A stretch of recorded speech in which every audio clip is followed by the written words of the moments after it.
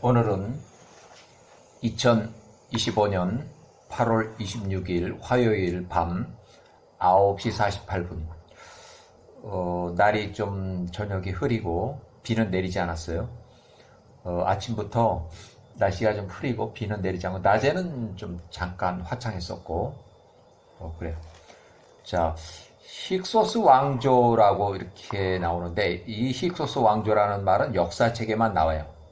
창세기라든지 또 야셀의 책에는 힉소스 왕조라는 그 용어가 없어요.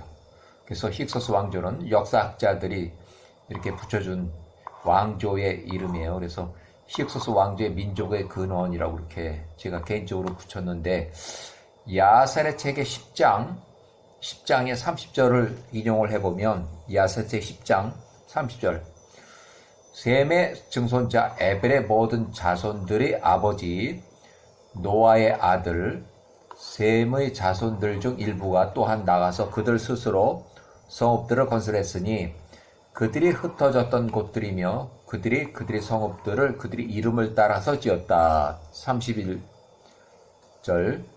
1세대 셈의 아들들은 엘람, 아수르, 그 다음에 셈의 아들, 그러니까 노아의 아들 1세대 후손 엘람, 아수르, 아르박삿, 루드, 아람이며, 그러니까 셈의 아들은 엘람 나라, 아수르 나라, 아르박삿은 아브라함의 조상이지만 이 나라를 이루지 못했어요. 루드, 아람, 이렇게 루드, 아람 다 나라를 이뤘는데 아르박삿만 아브라함의 조상이면서 이 나라를 이루지 못했어요. 그들 스스로 성읍들을 건설하고 그들의 이름을 따라서 그 모든 성읍에 이름을 지었다. 그때 1세대 셈의 아들 아수르와 그의 자녀들과 식구들이 그들이 이제 나갔으니 그들의 몸은 덩치가 매우 크고 그들이 발견한 땅은 멀리 떨어져 있고 그들이 나간 땅에서 매우 큰 골짜기, 이제 그 골짜기를 만나면 이제 강이 나오죠. 그들 스스로 내 성읍을 건설하고 그들이 자신들의 이름들과 사건들에 따라서 성읍의 이름을 붙여줬다.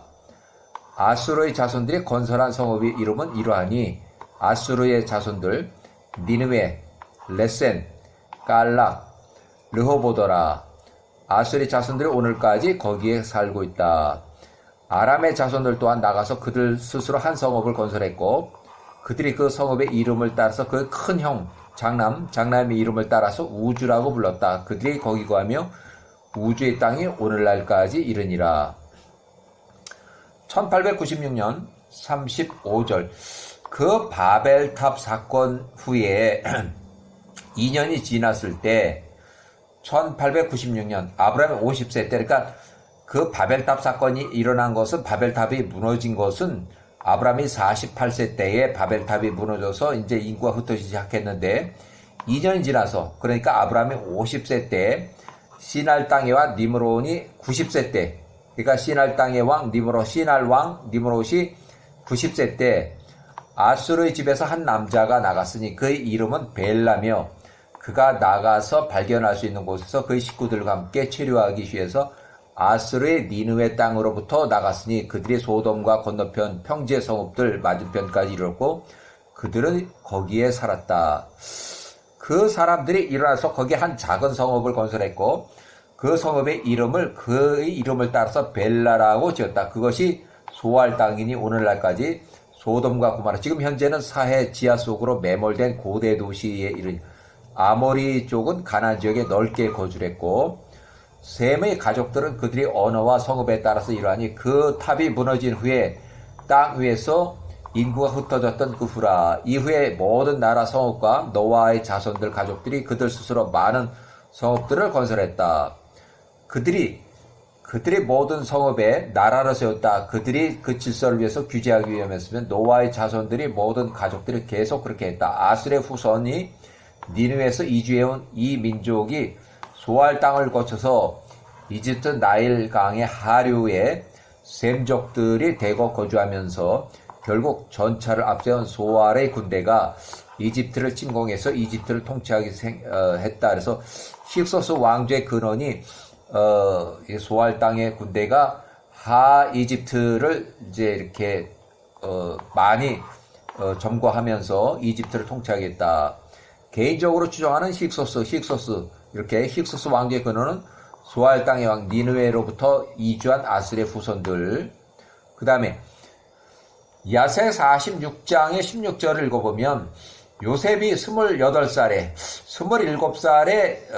이제 감옥을 갔다가 1년이 지났을 때 요셉이 28살에 아직 감옥에 있을 때에 술 맡은 자가 복직을 한 후에 그 아이, 그러니까 왕 파라오의 아이예요. 파라오의 장남이 태어난 지 3일째에 힉소스 왕조 파라오가 소알의 땅, 롯이 거주하던 소돔과 고모라는 멸망했지만 롯이 긴급히 피했던 작은 도시 소알의 땅, 힉소스 왕조의 근본 출신 지역과 애굽의 땅, 힉소스 왕조의, 그러니까 그 힉소스 왕조 파라오가 소알의 땅과 애굽의 땅의 군대들을 위하여 이렇게 해서 잔치를 벌였어요. 그래서 그의 장교들과 간부들과 또 그의 사병들을 위해서 8일 동안 큰 잔치를 베풀었다. 힉소스 왕조 셈적 이방인 출신 이집트 통치 권력은 소알 땅의 출신들이다. 자, 1896년 아브라함이 50세 때 하란은 불타는 용광로에서 타 죽었고, 그래서 야세책 12장에 나오는 내용이에요. 하란은 불타는 용광로에서 이제 사형을 해서 죽었고, 아수르의 도시 니누에서 새로운 정착지 소알 땅을 찾아서 나온 민족이 아수르의 후손은 지금까지 역사학자들이 힉소스의 왕조의 근원을 파악하지 못해서 힉소스 왕조 제대로 설명하지 못했는데, 힉소스 왕조는 아수르 지역 니누에서 1896년 아브라함이 50세 때 소알 땅으로 이주해온 벨라 왕의 후손들로, 그 후에 이집트 나일강의 하류 삼각주 지역에 셈족 계열의 민족들이 대거 이주해서 결국 외국인 통치 권력, 소알 땅의 출신된 군인들이 이 지역에 장악하고 결국 힉소스 왕조라고 이제 역사에서 붙여줬지만 하 이집트를 통치하는 통치자로 힉소스 왕조를 세우고 초기에 요셉이 총리로 80년 동안 근무하였다. 야세책 46장 17절 애굽의 모든 백성들과 파라오의 종들이 그의 아들의 잔치에 참석을 해서, 그러니까 파라오, 까이아나 왕과 기쁨을 함께 나누기 위해서 통치자 왕과 함께 먹고 마시기 위해서 나왔다. 왕의 모든 관리자들과 그의 종들이 8일 동안 잔치를 벌이며 기뻐하였다. 그들이 8일 동안에 모든 종류의 악기들, 탬버린으로 흥을 돋구고 왕의 집에서 춤을 추었다. 자, 힉소스 왕조 셈족 이방인 출신의 이집트 통치 권력은 소알 땅의 출신이고 1896년 아브라함이 50세 때 아수르의 도시 니느웨에서 나와서 새로운 정착지 소알 땅을 찾아서 나온 이민족, 개인적으로 추정하는 힉소스 포린 칩스 왕조의 근원은 소알 땅의 땅 니느웨로부터 이주한 아수르의 후손들.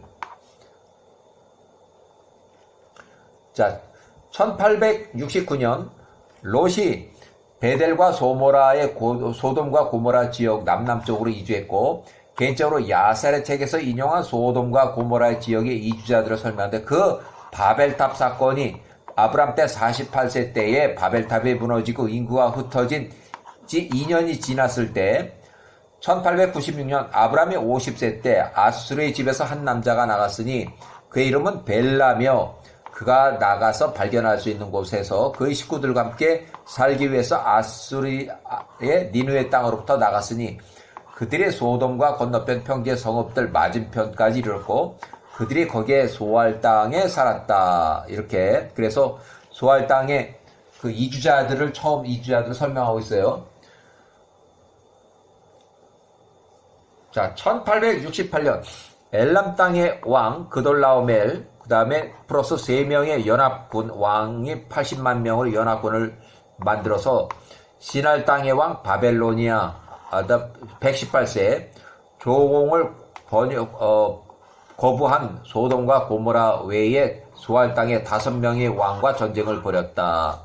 그래서 자 1868년 롯이 71세로 포로 잡혀갖고 아브라함이 78세에 318명 집에서 키운 일꾼들로 연합군을 구성한 아브라함의 군대가 야간에 퇴각하는 연합군 80만 명의 뒤를 쫓아가서 다마스커스의 서쪽 호박까지 추격을 했다. 야간에 공격을 해서 롯과 포로를 다 찾아왔다. 자, 야살책 46장, 1667년 기원전, 야살책 46장, 19절, 요셉이 그 꿈을 해석하여 주었던 술 맡은 집사가 요셉을 잊고 요셉에게 약속했던 것을 잊고 그가 가야나 통치자 왕 파라오에게 요셉에 대하여 말하지 않았다. 이는 이것이 주 야후와께로부터 말미암았으니 요셉이 28살이 사람 술 맡은 자를 더 의뢰했으므로 주께서 요셉 그를 벌 주신 것이라. 요셉의 믿음의 실수예요. 그래서 술 맡은 관원장이 복직을 하면 요셉을 감옥에서 빼내달라고 인사청탁을 한 것이 요셉의 실수예요. 그래서 창세기 40장 14절부터 15절 여기에로 감옥에서 2년을 더 연장했다. 그래서 요셉이 27살에 감옥을 들어가서 28살이면은 이제 나올 그런 것이었는데 요셉이 술 맡은 관원장이 이제 복직을 하게 되면 감옥에서 요셉을 빼내어달라고 인사청탁을 한 것이 실수예요. 그래서 2년 동안 더 그냥 내버려 뒀어요. 그래서 이제 30살 총리가 되기 직전까지 2년을 더 남아서 12년을 노예 생활로 채웠다. 이렇게 기록하고 있어요. 그래서 결국은 이제 풍년과 흉년, 풍년 7년, 흉년 7년 이렇게 해서 풍년이 1차 시기가 바로 이게요. 풍년 1차가 시작해 요셉이 30살이에요. 자, 1667년, 1665년까지 야살책 46장 20절에 이에 요셉이 그 감옥의 집에서 2년을 더 머물렀으니 그가 애굽에 노예로 팔려온 지 12년을 채웠더라.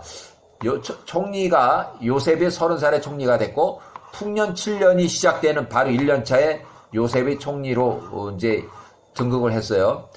자, 요셉이 27살에 젤리카 성추문 때문에 일단 감옥에 들어갔다가 1년 만이면 나올 그런 상황이었었는데 요셉이 술 맡은 자의 꿈을 해몽하면서 술 맡은 자에게 인사청탁을 한 것이 문제가 돼가지고 야호와께서 요셉을 그냥 내버려뒀다. 2년 더 감옥에 그냥 내버려둔 거예요. 자, 1667년 감옥에 바친 지 1년쯤 후에 요셉이 28살에 술 맡은 관원장의 꿈을 해몽하다. 요 창세기도 잘 나오는 내용이에요. 그래서 요것이 요셉의 믿음의 실수인데 술 맡은 관원장이 복직을 하게 되면 감옥에서 요셉을 빼내어달라고 인사청탁한 것이 요셉의 실수예요. 그래서 창세기 40장 14절 감옥에서 2년을 더 연장해서 요셉이 27에 들어가서 28살에 나올 뻔했는데 30살까지 총리가 되기 직전까지 그냥 2년을 내버려 뒀다 이거예요. 자, 1667년 야살의 46장 인용하는데 야살의 책의 46장 19절 요셉이 그 꿈을 해석해 주었던 술 맡은 집사가 요셉을 잊고 요셉에게 약속했던 것을 잊고 그가 파라오 왕에게 요셉에 대하여 말하지 않았다. 이는 이것이 주 야호와께로부터 말미암았으니 요셉이 사람 술 맡은 자를 더 신뢰했으므로 주께서 요셉을 벌 주신 것이라. 요셉이 야호와보다 술 맡은 자를 더 의뢰하였다. 그래서 요셉의 믿음의 실수라고 이렇게 기록하고 있어요. 1667년, 1665년까지 야살이 46장을 인용하는데 46장 20절 이에 요셉이 28세에서 30살 되기 전까지 그 감옥의 집에서 2년을 더 머물렀으니 그가 애굽에 노예로 팔려온 지 12년을 채웠더라. 요셉이 28 술 맡은 자 창세기 40장 9절부터 15절까지 창세기 40장 9절부터 15절에 나오는 술 맡은 자와 빵 굽는 자 창세기 40장 16절 빵 굽는 자의 꿈을 해석할 때 이집트의 파라오는 있고 파라오의 장남이 출생했다. 요때 요셉이 28살일 때 이집트의 파라오의 장남이 출생했다. 이때 원래 야후와의 계획으로는 요셉을 28살에 감옥에서 불러내서 총리로 이렇게 시켜서 이제 하려고 그랬는데 술 맡은 자에게 자기를 빼내달라고 인사청탁한 것이 문제가 돼가지고 2년 동안 더 그냥 내버려둬서 요셉이 12년 동안 채웠다. 12년을 채웠더라. 1666년 총리 직전 요셉이 29살이 이집트의 파라오 왕의 꿈 7년 동안 풍년 또 7년 동안 흉년이 해석할 때 올바른 해석의 증거로 파라오 까야나의 장남 요 장남이 사망하고 둘째 아들 차남이 마그론이 출생할 것을 예언했다. 그래서 이것이 맞아서 요셉이 30살에 총리로 이제 출세하게 되는 거예요. 그래서 1585년 요셉이 110세로 사망했다. 1665년 파라오 왕의 차남 힉소스 왕조의 마지막 파라오 되고 마그론이 요때 출생을 했다. 그러고 요셉이 30살에 총리가 되는 상황이에요. 요때. 자, 마그론 81세로 전사했다. 그러니까 1585년 여기 보면은 1585년 1년 요때 요셉이 110세로 사망하고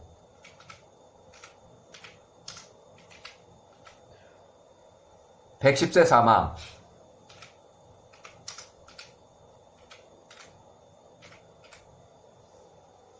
1년 후에 1584년 마그론이 81세로 마지막 파라오 힉소스 왕조의 마지막 파라오 마그론이 81세로 전사했다. 자, 일단은 여기까지